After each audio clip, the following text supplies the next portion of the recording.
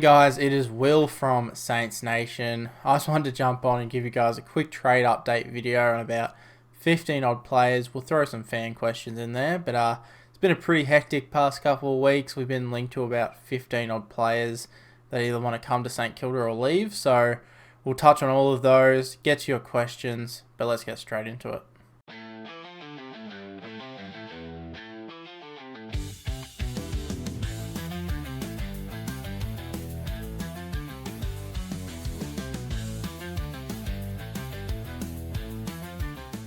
So the first and most obvious one to talk about is obviously Tom de Koning. He's officially informed Carlton this week that he will be joining St Kilda on a deal suspected to be around 8 years at 1.7 million. Luckily for us, Carlton have already told us they won't be matching that offer, so he'll walk straight to us. Don't have to give anything up for him, so I think that deal will be official in just over a month. I think at the start of October is when the free agency window officially opens, so this is a 100% chance of happening. St Kilda have also released a statement, so just have to wait now for him to officially sign on that dotted line. The biggest issue with this for people is the contract, and look, we have that much money, we just had to spend it. We tried giving it away to everyone, no one really wanted to take a bite at it, and thankfully Tom took it. He's a good player, he's a top 3 ruckman at his best, and we saw that in the first 9 rounds of this season before he got injured, so hoping he can get back to that best at St Kilda obviously. And yeah, look, we have that much money, the contract isn't an issue.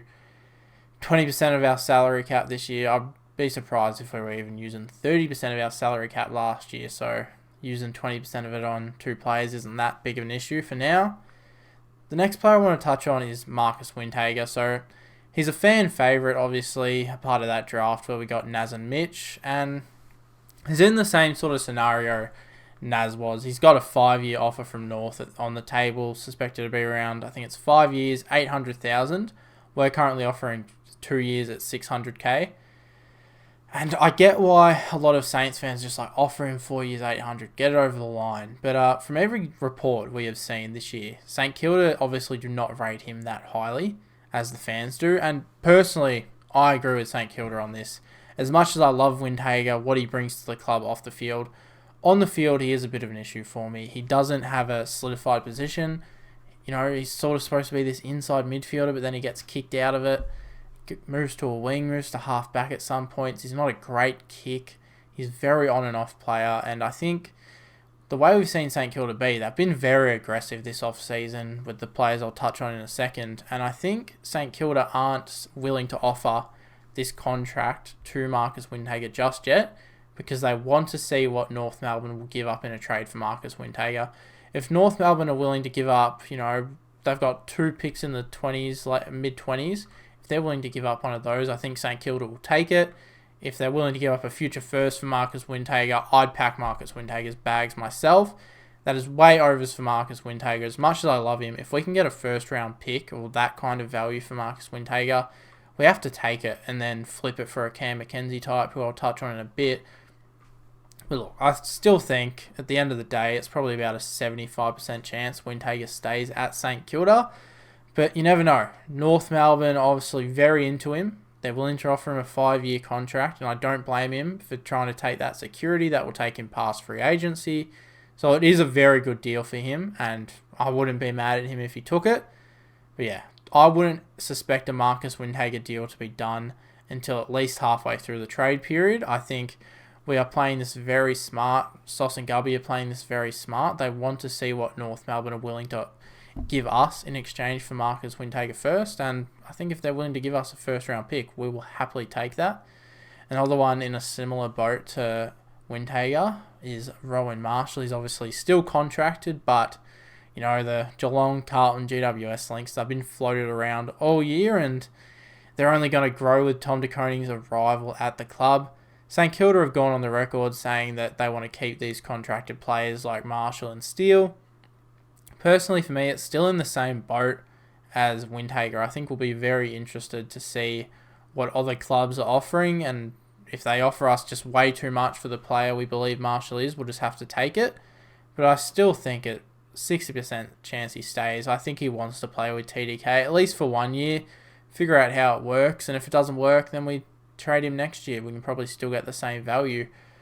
But yeah, I wouldn't be suspecting any news on Windhager and Marshall until about halfway through the trade period, if I'm honest. We are playing it very smart. We are playing it very aggressively. If clubs are giving us too much to offer, like, we just have to take it. Look at Melbourne and Adelaide. Like, Adelaide offered 2 first-round picks for Harrison Petty, and Melbourne didn't take that. I think we don't want to take that approach. If clubs are being stupid with what they're offering us for our players, we are just going to have to take them. Leier is another player we've been into all year. We had the interest at the back end of last year as well. So pretty much every journalist under the sun is linking him to St Kilda, pretty much saying it's a certainty that Leier will depart the Giants to join us.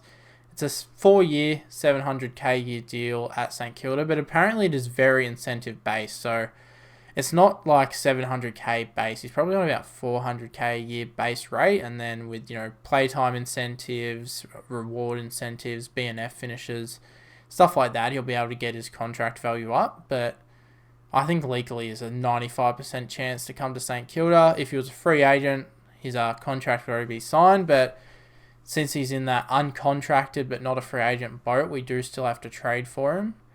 And I think, what is his value? I think GWS will be looking for a first round pick. I think we'll probably part with a second. At the end of the day, he's still young. He's 23, 24. And although he's not in GWS's best team, he's shown great potential. And he's probably a walk-up, best 22 you'd have to say at St Kilda. So the value's there. Another player who is heavily rumoured to end up at St Kilda, and as Callum Toomey said, basically a certainty, is Liam Ryan. So he's actually requested a trade, but hasn't nominated a club just yet. But St Kilda is the club that's basically got him locked in. It's a 3-year deal at 600k per season, and then there's a trigger for a 4th year. So it's not a terrible deal for Ryan. It's about the average player salary now. The average player salary is getting to around 500. So 600k for Liam Ryan is certainly not bad. Andrew McWalter, the Eagles coach, said he was a required player, but I wouldn't be worrying about that too much. Every club says every player is required. Look at Dan Houston last year. Same as Leier for me. This is about a 95% chance of happening. I think all of those players that I just mentioned there will be lining up for the Saints come round 1 2026. And then someone who we're interested in 2023, got linked to him in the middle of the year by Tom Morris, and we've now been linked to again, is Sam Flanders. So the way this is being reported, it's being reported as if we've already been telling clubs that Sam Flanders will arrive at St Kilda in 2025. So I do like the move. I think what he showed at the back end of that 2023 campaign, when he was able to play through the midfield under Stephen King, was great. He averaged about 30 disposals a game, and look, I think he's a sort of a midfielder we already have. We have a bit of types like him, but he's 24 years old, turning 25 next year. He's shown he has potential to be an A-grader, and we're being aggressive, and you got to love it. I have him about a 75% chance right now to end up at St Kilda. The only problem is he's contracted for 2 more years, but it could end up working in our favour. He has got that much money on the books at the Suns, apparently. They're going to have to get it off at some point if they're starting him as the sub, playing him on a wing, playing him at half forward. So, look, it'll be very interesting to see if he ends up at St Kilda. I believe he does. But it'll be interesting to see what we have to give up for him as well. I don't think Gold Coast will be asking for much, but we haven't been best friends with the Suns recently, so they might drive a hard bargain for him, but he'll end up at St Kilda. And to me, I know a lot of people are talking about this mystery midfielder, but I haven't been able to find anything on it apart from it being Sam Flanders. So a lot of people are asking, who's this mystery mid? I believe it is Sam Flanders. And yeah, I think he's probably got about a 75% chance of ending up at the Saints. Jack Silvagni is another one. So I have him sitting at about a 20% chance of ending up at St Kilda. I don't think it will happen. I think he'll choose either the Bulldogs or the Magpies. He's an unrestricted free agent, so there's always a chance. A bit like Tom de Koning, but I think he's trying to win a premiership within the next 2 years. I think, we might be competing for finals within the next 2 years, but no way we'll be competing for a premiership. So I don't think he'll be ending up choosing us, Jack. But another player, Cam McKenzie. Mate, there's so many players that we've been linked to. It's crazy. Cam McKenzie. So he's contracted at Hawthorn for next year, but St Kilda have registered interest. The way it was reported was so weird. So Sam Edmund came out. We've registered interest in Cam McKenzie. This backs up reports I think we got earlier in the year. I want to say it was from Mitch Cleary reported we had interest. It was definitely someone at Channel 7. But Sam Edmund said we've registered interest, and then we got asked to offer a trade, what we'd give up for Cam, and then Hawthorn said they're not trading him this year. So who knows? Based off that, I'd say that Cam McKenzie wants to be a St Kilda player. He's obviously interested if we've been asked to offer him a contract and offer a trade to Hawthorn. So very interesting to see where this one will end up if Hawthorn get some of the top midfielder recruits that they've been looking for, like Butters, Petrarca, stuff like that. Have this at about a 10% chance of happening, but just keep an eye on it, especially for next year. We've shown this pattern of going after players we've looked at before, so I think he's more of a 26 trade target than a 25 trade target. And then just onto some VFL players, so Tex Wanganeen, I'll probably have him at about an 80% chance. I think he'll either join our rookie list or our VFL list, so it won't be anything crazy to keep Naz. Jackson Voss, the Frankston player, another player to keep an eye on. So he used to be a father-son prospect for us, but we didn't pick him up in his draft year, so I don't think we have any rights over him anymore, but he's been killing it for Frankston. Pretty much played everywhere. He's played half forward, he's played mid, he's played half back, so he's a player I'd expect us to go after, and probably about a 70% chance of getting him, either, again, as a rookie list, an SSP, or a VFL player. I think he will likely end up at Moorabbin in some way come 2026. And then Max Heath is another one, so this is the last of the people that have been officially reported or officially registered with St Kilda. So Max Heath, Melbourne have shown interest in him, and I know a lot of people are like, look, I want to keep Heath, but look, I don't think Melbourne are going to end up giving up anything for him. I think we're just going to delist him, and Melbourne will pick him up as a delisted free agent. They need points for Kalani White this year, so I don't think they'll be willing to part with any draft picks. At most, a 2027 fourth round pick is the most they'll be willing to give up for Heath, because I honestly don't believe Heath was going to be on this list anyway.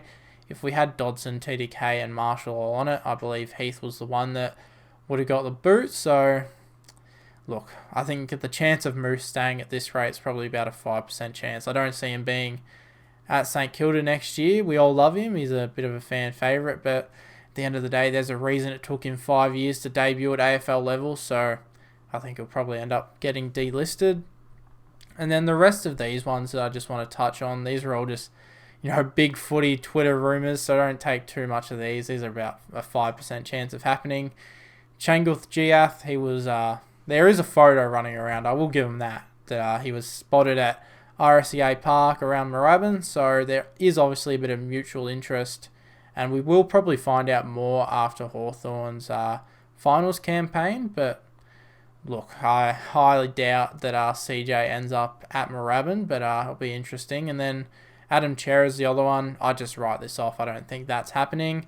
And then Buku Karmas as well. We got linked to him by someone, but I wouldn't be taking it at all. I think he'll probably end up at Carlton. I think Carlton had some interest in him. So that's really it for all the players. How many did we have? 1, 2, 3, 4, 5, 6, 7, 8, 9, 10, 11, 12, 13, 14 players. So we are well and truly into silly season. We'll probably get, linked with another player by the time this video is uploaded. But let's get into some fan questions now. Alright, into the fan questions now. The first one we have is from Cooper. Does Jack Billings return? I sure hope so. Hopefully it's a 4-year deal at about $2 million. Hope to see Billings back in the red, white and black at some point. Next, I believe that's from McLean. Who would be our top 5 targets for the draft? It'll be very interesting to see how heavy we go in the draft this year. I think we'll probably end up splitting our pick or just trading it entirely, trading out of this draft. We weren't a big fan of it. Even last year, we tried trading out to get Joe Berry, so It would be very surprising to see what we do with our draft pick. If I had to pick 5 recruits off the top of my tongue, I know everyone wants us to get Jovan Filippo. I don't know how much of that is just to do with the fact that he's related to Mateus, but he's one. Sam Grill. Ollie Greaves doesn't fit our midfield, I'd say, but as a prospect, I really like him. Archie Ludwig is one. He's a St Kilda supporter. And then that's 4. So if I had to pick one more, Dyson Sharp, he'll probably go before our pick. Farrow looks quite nice. Just trying to think if there's anyone else I'm forgetting. I don't think so. It is, so academy heavy this year, but that's about 5 or 6. But yeah, it'll be interesting to see what we do this year in the draft, because I don't think we really plan to have this pick. I've got this one from Locke. How do we plan to get more picks at the draft to get in all these players we're interested in? Well, thankfully for us, we can now trade 3 years or 2 years into the future, so we have access to our 2027 picks. Be interesting. I think we might use a fair bit of those. Maybe a 2027 second to secure a Liam Ryan or a Leier Leier type, but I don't think we'll be trading much into this year's draft, and if we are, it will just be for picks in the 40s for a Kai Fincher type. I've got this one. Can the mystery midfielder be Treloar? No. If the club... Everyone complains that the club's gone after Tom de Koning and all this. If the club went off at Treloar, I would not be worrying about that at all. I don't think we're going to get Treloar. What is the percentage chance we get Sam Flanders? Well, I said that somewhere. I think he's a 75% chance to end up at St Kilda. Should we be leaving something in the tank for a play at Ben King next year from Jack? Ben King's an interesting one. I think he's a free agent. I know he's definitely out of contract next year. He'll probably be a restricted free agent, so you'd think the Suns just match anything they get. I doubt he'd choose us if he wanted to leave the Gold Coast. I think he'd go to a team like Collingwood. A place like that. Look, as much as I'd love to have Ben King, I doubt we'd do it now. If we wanted to do it, we would have done it in 2020. We got this one from Cam. How do we get all these trades done, and do we have any chance of recruiting Jay Filippo? Jovan Filippo is, of course, a chance. I think he was around 17 in Cal Toomey's Phantom Form Guide, so that tells you that's probably just a bit later than where our pick's going to end up. So he should still be on the board no matter where we're picking from. Do we take him? I honestly don't know. And for the how do we get all these trades done? Well, a player like Marcus Windhager will just end up having to be on the chopping block. If teams are offering us way too much and we don't value them that highly, we will move them on and bring in other players with those picks, or just do straight one-on-one swaps. From Quirk Dog, what is the Saints Discord server and what trades are Saints doing to get players? Well, I've pretty much touched on the second part of that question, but for the Saints Discord, that is St Kilda Insiders or Alan's Discord server. You can either join that through the link in his bio on his Instagram, otherwise I'll leave a link in the description of this video if you want to jump in. They're pretty up to date on all the trade stuff. Everything goes in there pretty quickly, and you'll be able to talk to a lot of the Saints, pages. They're all in there. So, yeah, make sure to jump into that Discord. With all these inclusions, what is our best 23? Love the pod. Thank you for loving the pod. For best 23, that is something you are going to have to wait for after the trade period. So I'll need things to upload between November and February, so that will be something that comes out then. Where's our first round pick likely to land after Father, Son and Academy? So there's probably about 4 to 5 players that will be, bid on if we stayed at pick 7 right now. But it is so hard to tell. There's going to be so many trades this year. I couldn't even tell you, but look, right now we'd probably end up at about pick 11, pick 12, but I think we'll end up trading this pick somehow. What could we offer for Liam Ryan from Rossi the Bossy 25? Probably about a second round pick. I think that will get it done. From Connor Dorfield, what pick gets it done for Flanders and or McKenzie? I think McKenzie is definitely worth a first round pick, but I think it's highly unlikely we trade for him this year. And then Flanders, Flanders is such a hard one because he's on a lot of money and a lot of coin at the Suns, and they could really use that salary cap that he's on. But it's not a salary dump. They're not going to do a Bose type trade at the end of the day with Flanders. I honestly don't know. I think it will be very interesting to see where we go with that one. St Kilda Insider, we were just talking about his Discord. When are you mocking the mock? I might have to do a mock draft at some point before the draft. Maybe I'll do a pre-trade period one and a post-trade period one. Another one from Connor Dorrifield. Is it worth trading Steele and or Marshall to get an early pick in the door? Depends what you value as an early pick. Personally, to me, a pick between 1 and 15 is pretty early. We're not getting a 15 odd pick for Marshall or Steele. So if you're looking for that, the value's just not there for those types. All one word lowercase says, how the hell do we get all these players we are linked to? We'll need to trade players / picks. Well, that's how we're going to do it. We're going to trade draft picks. We're going to trade players. If it's, a Marshall, Steele, if it's a Windhager type, the value's there and we have to take it. That's what we'll have to do. The Scott Star, can we actually afford all the names that are in the trade rumors? Yes, we have so much money. I said earlier in the year we have about 5. We could have way more than that. We have way too much money we don't know what to do with. Brett Quinn, would you take Jevan as our first pick? Yeah, I would. I think I'd probably still have a few prospects valued higher than him. Like a Dersma. They're going to go top 4 though. Or Lindsay. Who else is there? Grill. I'd have those all above Jevan on my wish list. But we'll see how the draft falls. He's looking to be a mid-round talent. So I don't think we have to worry about that. And then Maxi G. Not a question. But they better not get rid of Max Heath. Look, I've got some bad news for you, mate. I think we're going to get rid of Max Heath. We've just brought in a ruckman on $1.8 million. Dodson has shown signs. He's 5 years younger than Heath or whatever he is. But yeah, we'll just see what has to happen. That's it for the fan questions. And that's really it for the recap. I hope you enjoyed it. And I'll see you back with the Saints Nation podcast. That will be next Tuesday.